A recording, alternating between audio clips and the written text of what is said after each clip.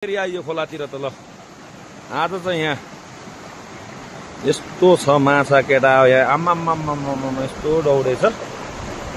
आज चाहिँ कडै मर्छ है साथीहरू, एक बाल्टिङ मार्ने भन्ने योजना छ।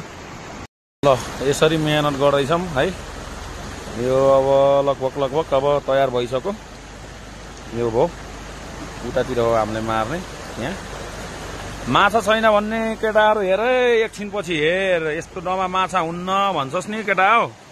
हेर राम्रोसँग हेर, माछा माटो बोक्ने मान्छे। गाइजहरु अब हाम्रो मार्ने कार्यक्रम ओहो ल भर्खर सुरु छ। अब यति मारियो छ